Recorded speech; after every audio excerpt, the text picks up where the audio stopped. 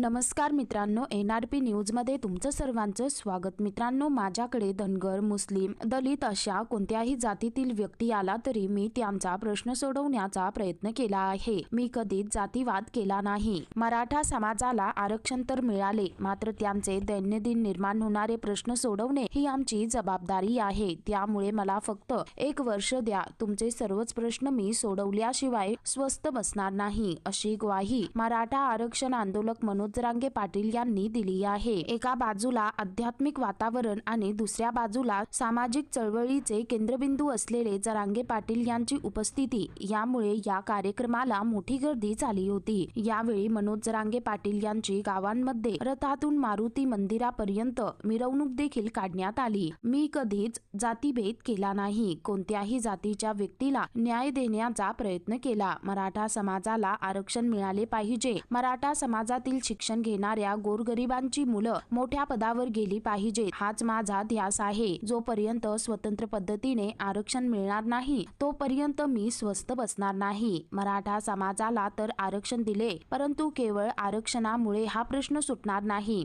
तर त्यांच्या कुटुंबातील मूलभूत अडचणी देखील आपण सोडवल्या पाहिजे। मराठा समाजातील त्यांचे आरक्षणासह अनेक ज्वलंत प्रश्न आहेत, याबाबतही गांभीर्याने विचार करणे गरजेचे असून हे काही राजकीय व्यासपीठ नाही तर एक आध्यात्मिक व्यासपीठ आहे। या गावातील हनुमान आराधनेचा प्रसाद आपण घेऊ, येथील श्रद्धा व प्रसाद नक्कीच भविष्यातील आंदोलनासाठी प्रेरक ठरेल, अशी अपेक्षा मनोज जरांगे पाटील यांनी यावेळी केली आहे। मनोज जरांगे पाटील यांच्या या वक्तव्याची सध्या राज्याच्या राजकारणात एकच चर्चा रंगली आहे। तर मित्रांनो, एकंदरीत संपूर्ण प्रकरण पाहता या संदर्भामध्ये तुमची काय प्रतिक्रिया आहे, खाली कमेंट करून नक्की कळवा।